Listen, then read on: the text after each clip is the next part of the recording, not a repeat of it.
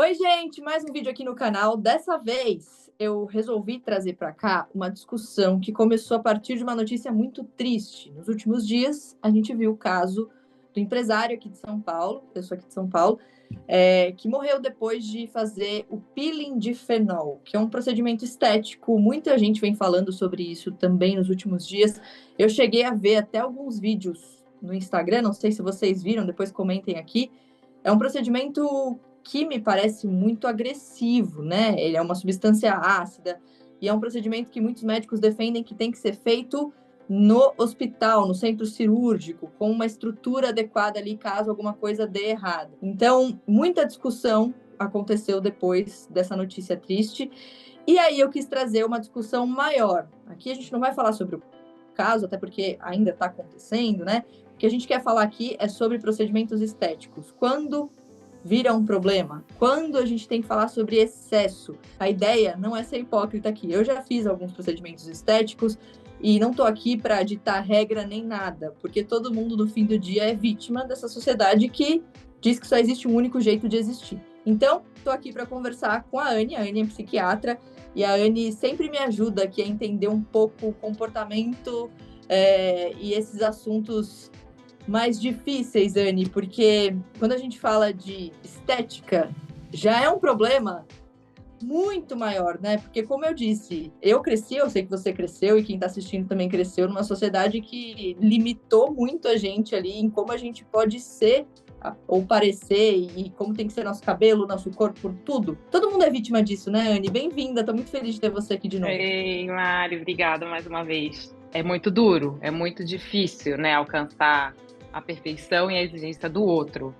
E também muito difícil da gente, né, perceber o quanto que a gente está satisfeito com a nossa imagem, porque ela não é imutável, né? Lógico, não é uma contraindicação, não é um problema nenhum em não estar satisfeito com alguma determinada parte do seu corpo, querer buscar, né, o autocuidado, não deixa de ser um autocuidado. E aí a gente tem que fazer uma diferença singular, que é até que ponto é um autocuidado e até que ponto isso não pode ser um sofrimento. E uma exposição a determinados riscos, onde você vai buscar incessantemente por um ideal de beleza, um ideal de perfeição, às vezes, muitas vezes inatingível, lembrando que muitas das vezes as imagens veiculadas são trabalhadas digitalmente, nem são reais, e aí colocando-se numa situação de extremo risco, procurando lugares que não têm todo o aparato necessário, todo, como você falou, procedimentos mais invasivos, ou de maior gravidade, ou um paciente que exija maior cuidado, o ambiente em clínica ou mesmo em hospitais se faz necessário, e também procurar se esse profissional é capacitado.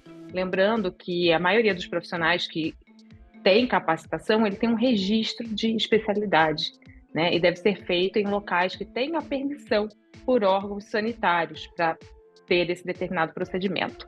Até que ponto é um problema? Quando vira um problema essa preocupação, né, com a imagem e essa busca incessante? Quando existe um sofrimento. E as pessoas se colocam de uma forma impulsiva e mesmo assim sem crítica, sem critério e buscando um resultado que muitas vezes vários profissionais que são com formação adequada contraindicam, dizendo, olha, esse resultado não é viável, não fica bom em você. Isso vai prejudicar, por exemplo, sua parte respiratória, pode prejudicar a sua visão. A maioria das vezes, né, quando a gente está falando em doença, em sofrimento, existe um quadro que é o transtorno de dismorfia corporal. A densidade de insatisfação, a maioria das vezes está na face. E aí eu já cheguei a ter um paciente que mandou confeccionar um pregador, né, de ferro, que ela queria de aço, e dormia toda noite com o pregador no nariz para ter um formato afinado. Já tinha feito vários procedimentos cirúrgicos, até que, por sorte, ela caiu na universidade, ela foi procurar ajuda na universidade e fizeram esse diagnóstico psiquiátrico. Lógico, ficou muito brava, lógico, ela não aceitou. Mas também, por esse lugar ser extremamente cuidadoso, também não a submeteu em mais um risco, em mais uma cirurgia, em mais um resultado que poderia não só resolver o problema, como aumentar o sofrimento, que aí é uma questão ética importante, colocar no risco desnecessário e aumentar o sofrimento. Aí, se houver esse quadro, né, doutora, se tiver um quadro dismórfico, há uma contraindicação? Não necessariamente. Existe um trabalho, né, que deve ser multidisciplinar. O paciente com um quadro psiquiátrico tem um sofrimento emocional E muitas vezes esse sofrimento é real mesmo, Mari. Busca, tem dívidas, tem comprometimento, às vezes, mesmo no orçamento familiar, não consegue sair para trabalhar porque tem um defeito imaginário, fica se esquivando, tem vergonha de se apresentar daquele jeito, tem nojo de si, pode chegar a esse ponto. Então, alguns procedimentos podem auxiliar, mas num cuidado, como você disse, maior, em equipe multidisciplinar. Ouvindo você falar sobre esse caso, né, do nariz, tem uma questão que quando a gente está na internet, a gente, por causa de filtro, por causa de edição e tudo mais, a gente muitas vezes tem a sensação que está olhando o mesmo rosto em pessoas diferentes. Todo mundo está buscando a mesma coisa, sendo que o bonito na gente é a diferença, né? Então, eu mesma trabalhei muito isso dentro de mim, também fui muito influenciada por rostos diferentes, corpos diferentes, e eu queria ser daquele jeito, até o momento que eu falei, não, a minha perna é assim, o meu nariz é assim, e aí eu preciso entender o que me incomoda e onde eu quero, dentro do limite saudável, mexer ou não, com quem ou não. Mas é muito difícil a gente ter essa consciência com tanta informação sendo jogada na nossa cara o tempo todo, né, Anny? Quem tá assistindo, de repente, eu também passo por isso, já passei por isso que a Mari tá falando, eu fico aqui no meu feed olhando e eu tenho vontade de mudar isso ou aquilo. Mas não necessariamente é um caso de buscar ajuda, não necessariamente é um quadro psiquiátrico. Como que a pessoa pode, no dia a dia dela, tentar sofrer menos ou ser menos impactada por esses padrões, às vezes, irreais? A mídia, a gente tem essa comprovação. Então, essa exposição direto, né, de ideais de beleza muito rígidos, isso interfere, sim, é um fator desencadeante de sofrimento. Então, o que a gente pode fazer? Não é patologizar tudo. Se a pessoa está, se o indivíduo está, né, se quem está nos assistindo está num dia triste, se está emocionalmente muito fragilizado, está vivendo um momento muito delicado, não é o momento de procurar resolver essa imagem. Existe algo interno que está gritando e não adianta, você vai mudar, pode atingir assim a perfeição idealizada que você não vai vivenciar aquilo. Então, quanto menos você se expuser nos momentos que você se perceber mais vulnerável, é melhor.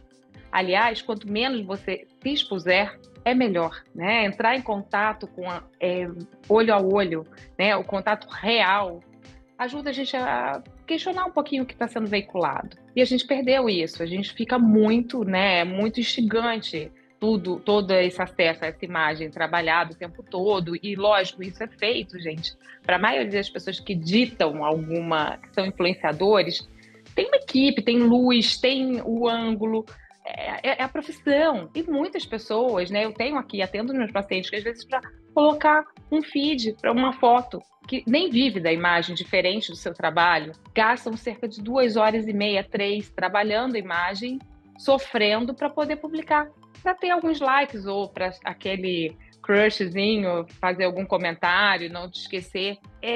Então, existe algo muito, né? A gente está perdendo muito o contato com a gente mesmo. Você trouxe, Mari, algo que é imprescindível.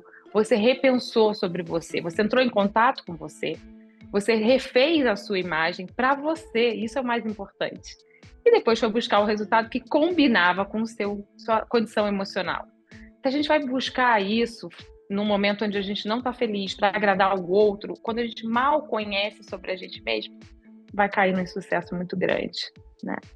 E não necessariamente, é isso, né?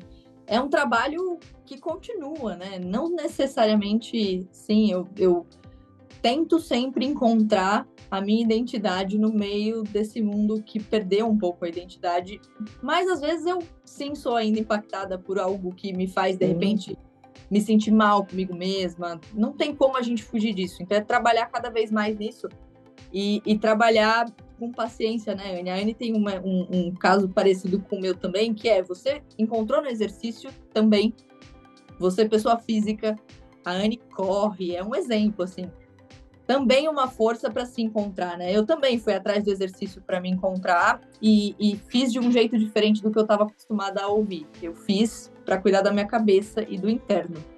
o externo seria uma consequência, porque a gente sempre vai atrás da vida saudável buscando o número, né? Eu quero perder 2 quilos, eu quero perder 10 quilos e tal. Eu tentei lá atrás, mas claro que a gente quer perder um quilinho ou outro, não tô sendo hipócrita aqui, mas não traçar isso como um objetivo irreal, né? Porque quando vira parte da rotina, a gente acaba sendo mais gentil com a gente mesmo. Não sei se você sentiu isso também.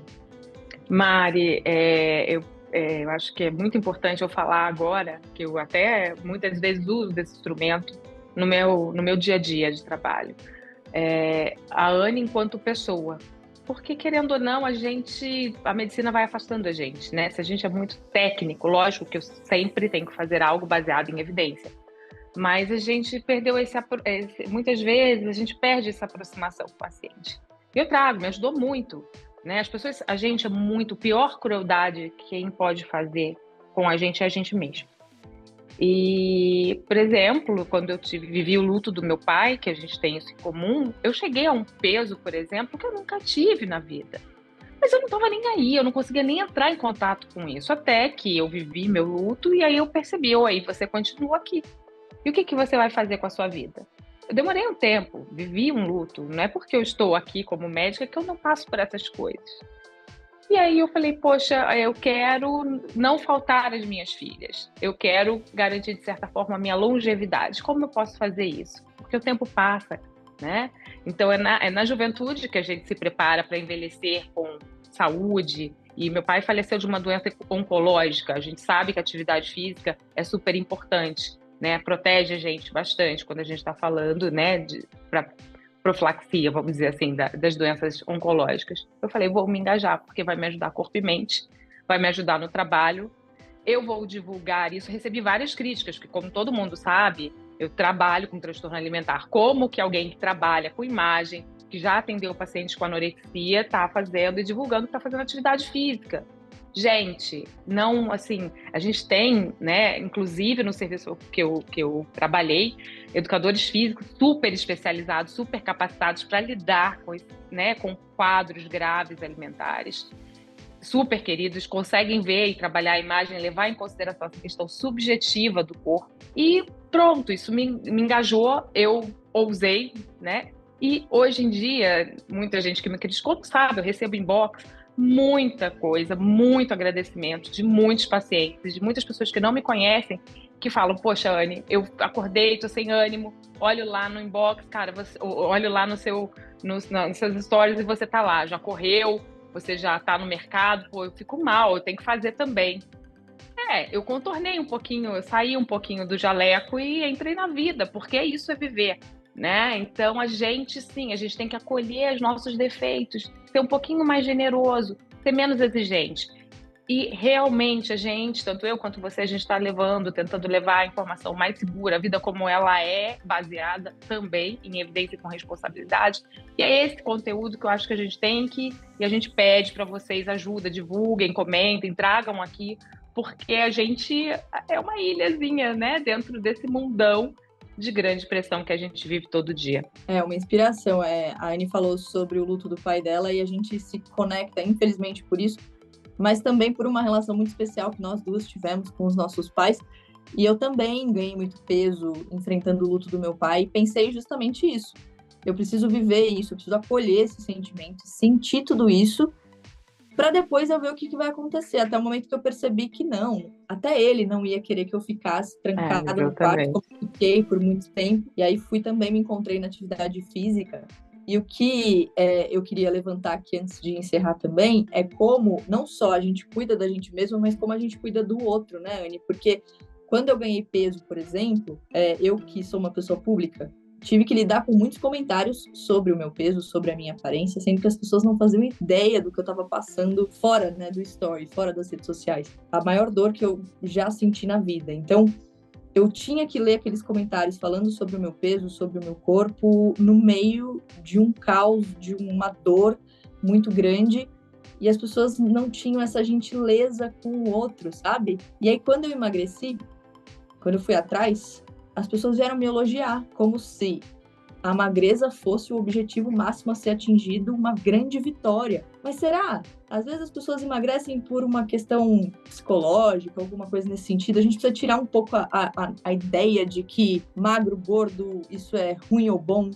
Todo mundo é lindo do jeito que é, né? Então, o olhar para o outro também precisa ser treinado, de certa maneira. Muito. Não é falar mal de quem fala isso ou aquilo, porque todo mundo cresceu na mesma sociedade, mas é a gente tentar questionar tudo isso e tentar não falar do corpo das outras pessoas, porque acho que isso também pode ajudar a criar um ambiente saudável para que a gente não faça procedimentos estéticos em excesso e que a gente consiga se olhar com mais gentileza, né? Mari, está falando aí de comentários de mídia e das pessoas, né? Você, obviamente, isso, né, atrai muita atenção, mas às vezes os piores olhares e os piores comentários estão dentro da nossa casa. A nossa família, as pessoas que estão próximas reproduzem essa selva lá fora, né? Então, jantares de família. Para quem tem um sofrimento, por exemplo, um transtorno alimentar, estar sentado à mesa com a família em eventos que para a maioria das pessoas é fácil, passa a ser muito difícil. Vai botar mais sorvete aí nessa taça? De novo, qual recurso que muitas vezes eles usam? Não estão à mesa juntos, vão comer sozinhos, escondidos, sofrendo com culpa, sem acolhimento. Aliás, as pessoas mal sentam à mesa e compartilham hoje em dia, né? E às vezes você está ali com um prato diante de si, olhando o celular, respondendo um e-mail, numa ligação, você não está presente naquele momento. A gente não é generoso nem com o que nos alimenta. A gente precisa comer para estar vivo e para desempenhar. E entender que você trouxe uma frase que eu acho que a gente tem que fechar, acho que seria um grande, eu quero fazer, sei lá, camisas, algumas, né, um outdoor sobre isso. O corpo da pessoa não é motivo de conversa. O corpo de ninguém é motivo de conversa. O elogio para você pode ser muito nocivo ao outro. Por exemplo, alguém que tem uma anorexia, se você falar, você tá linda, ela pode entender, nossa, ganhei peso. Isso é muito nocivo. Aliás, comentar sobre o corpo dela já é muito invasivo. A gente não sabe com quem a gente está falando. O transtorno alimentar não tem cara. Sofrimento não tem cara. Aliás, as pessoas, até chegarem a uma gravidade de ficarem... tá assim, por que consegue sair de casa, né? Então, não tá tão ruim assim. Gente, para chegar a esse ponto, já teve muito sofrimento. A pessoa já andou por muitos lugares, já enfrentou várias pessoas, várias situações. A gente tem que ter mais compaixão, autocompaixão, acolher mais o que a gente é. Lógico que isso exige. Hoje você tem uma maturidade, eu tenho também a minha. Nossa, hoje eu assumi minha festa grande, por exemplo. Quantas vezes eu, na infância, a textuda, nossa, não sei o que, né, franja, e por muitos anos, eu tenho um baita no roda-moinho aqui, eu cortava uma franja forçada, saía ridícula. E aí, depois de um tempo, de uma maturidade, né, familiares falavam, não, é porque ela é inteligente, né, ela tem a testa grande, gente, olha só, né, ela é inteligente. Eu assumi a testa grande porque eu entendo que é parte, eu já sofri muito com isso, mas é minha parte, né, hoje eu consigo. E a gente tem que pensar muito, hoje a gente aprendeu muito a pensar no imediato, a resolver coisas no imediato. A nossa relação tempo-espaço modificou-se com a imersão de toda essa tecnologia, com a imersão dessa comunicação muito rápida, com essa volatilidade de acesso e com essa superficialidade de acesso. A gente perdeu um pouco de poesia, infelizmente. Eu, como sou analógica ainda, eu tento sempre, né, levantar essa bandeira. Mas corpo de ninguém deve ser motivo de conversa, nem de elogio. Eu sinto muito. E se a gente for falar alguma coisa, eu diria que a curva mais linda que a gente tem no corpo é o sorriso. E a gente não precisa falar do corpo para ele aparecer. Aliás, às vezes aparece quando a gente fica em silêncio, né? Que bonito ouvir isso. E é muito... todo mundo tem uma história de uma dor estética, alguma coisa assim, que precisa lidar, né? E a ideia desse vídeo aqui é conversar com a Anne sobre transtorno de imagem, sobre como a gente se vê, como criar esse ambiente saudável para a gente se olhar com mais gentileza e também para fazer um alerta, né? A partir do que aconteceu, que não é para a gente... eu, pelo menos, acredito que a ideia não é não fazer procedimentos estéticos, proibir socorro, não, a ideia não é essa, porque em alguns casos, se forem feitos com segurança, com um profissional responsável, num lugar adequado e tudo mais, de fato, eles podem ser aliados para recuperar a autoestima das pessoas de maneiras diferentes. A ideia é só perceber quando vira um problema, como a Anne falou. Virou um problema. Eu adoro, Mari. Ajuda. Eu tenho o meu dermato que eu falo, gente, o meu day off, né? O meu dia de princesa é vir aqui te encontrar, né? Então, assim, eu amo. ótimo. Vou falar da minha dermato também, que eu só fiquei com ela porque eu já tinha tido uma experiência muito ruim com dermatologista. E aí, depois dos 30 anos, eu falei, eu vou atrás para mexer um pouco para ver, né? Cuidar, sei lá. Cheguei lá depois dos 30 anos, falei, vou fazer meu primeiro botox. Falei para ela, falei, doutora, Vanessa, te amo. Falei para ela assim, Van, eu preciso ter expressão, eu não quero virar a mesma cara de sempre.